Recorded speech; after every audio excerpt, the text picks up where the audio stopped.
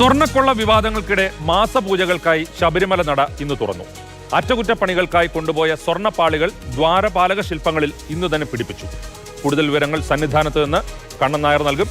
കണ്ണൻ, ഈ ഏറെ വിവാദമായ, ഏറെ ചർച്ചയായ ദ്വാരപാലക ശില്പങ്ങളിലെ സ്വർണ്ണപ്പാളികൾ ഇന്ന് നട തുറന്നതിന് ശേഷം അവിടെ സ്ഥാപിക്കുന്നത് കണ്ടു.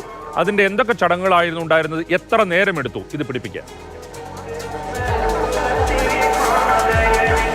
ഇന്ന് വൈകിട്ട് 4 മണിക്കാണ് ശ്രീകോവിൽ നട തുറന്നത്. അതിനുശേഷം തൊട്ടു പിന്നാലെ തന്നെ ഈ സ്വർണ്ണപ്പാളികൾ സ്ഥാപിക്കുന്ന ചടങ്ങുകൾ നടക്കുമെന്നായിരുന്നു അറിയിച്ചിരുന്നത്. പക്ഷേ 4:45 കൂടിയാണ് ആ സ്വർണ്ണപ്പാളികൾ സോപാനത്തേക്ക് കൊണ്ടുവന്നത്.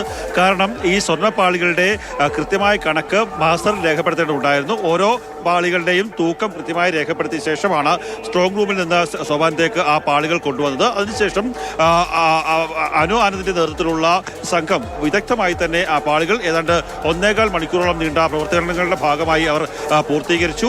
കൃത്യമായി തന്നെ അത് സ്ഥാപിച്ചിട്ടുണ്ട്. അനു നേരത്തെയും ശബരിമലയിൽ ഇത്തരത്തിൽ സമാനമായ രീതിയിൽ കൊടിമരത്തിൽ സ്വർണ്ണപ്പാളികൾ സ്ഥാപിച്ച അടക്കമുള്ള ചടങ്ങുകൾക്ക് നേതൃത്വം നൽകിയ വ്യക്തിയാണ്. ഹൈക്കോടതിയുടെ നിർദ്ദേശപ്രകാരമാണ് അനു ആനന്ദിനെ ഈ ചടങ്ങുകൾക്കായി നിയോഗിച്ചത്. അങ്ങനെ ഏതാണ്ട് 1.25 മണിക്കൂർ നീണ്ട പരിപാടികൾക്ക് ശേഷം അല്പസമയം മുമ്പ് ശ്രീകോവിലിന് മുന്നിൽ ദ്വാരപാലക ശില്പത്തിൽ ശുദ്ധിക്രിയകൾ നടന്നു. അതോടുകൂടിയാണ് ചടങ്ങുകൾ പൂർത്തിയായത്. ദേവസ്വം ബോർഡ് പ്രസിഡന്റ് അടക്കമുള്ള ആൾക്കാർ ഈ ചടങ്ങുകൾക്ക് ശേഷം തിരിച്ച് മടങ്ങുകയാണ്.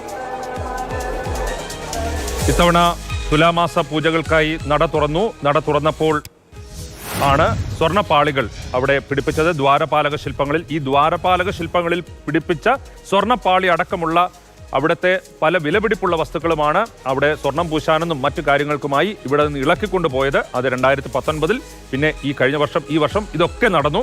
ഇതാണ് ഈ വലിയ വിവാദമായിരിക്കുന്നത്. ഇത്തവണത്തെ നട തുറപ്പിന് ഒരു VVIP ദർശനത്തിനെത്തുന്നുണ്ട് നമ്മുടെ രാഷ്ട്രപതി ദ്രൗപദി മുർമു. അയ്യപ്പനെ കാണാൻ രാഷ്ട്രപതി എത്തുന്നു എന്നതിനപ്പുറം എങ്ങനെ പമ്പയിൽ നിന്ന് ശബരിമല സന്നിധിയിലേക്ക് എത്തും എന്നതാണ് കൗതുകം. സാധാരണ ഭക്തർ മല കയറി 18 പടികളും കയറിയാണ് അയ്യപ്പ ദർശനം നടത്തുന്നത്. രാഷ്ട്രപതി പക്ഷേ വാഹനത്തിലായിരിക്കും പമ്പയിൽ നിന്ന് സന്നിധാനത്തെത്തുക. മല കയറാൻ ബുദ്ധിമുട്ടുള്ളവരെ കസേരയിൽ 4 പേർ ചേർന്ന് ചുമന്നുകൊണ്ടുപോകുന്ന രീതിയുണ്ട്. അതല്ലാതെ ഇരുമുടിക്കെട്ടുകളുമായി പോകുന്ന ഭക്തർ വാഹനത്തിൽ പോകുന്ന പതിവില്ല. അരനൂറ്റാണ്ടിന് മുൻപ് രാഷ്ട്രപതിയായിരുന്ന VV ഗിരി ശബരിമലയിലെത്തിയപ്പോൾ കസേരയിലിരുത്തി എടുത്തുകൊണ്ടു പോവുകയായിരുന്നു. ഏതായാലും വാഹനത്തിൽ കയറി ദ്രൗപദി മുർമു സന്നിധാനത്തെത്തിയാൽ അങ്ങനെ എത്തുന്ന ആദ്യ തീർത്ഥാടകയാകും നമ്മുടെ രാഷ്ട്രപതി.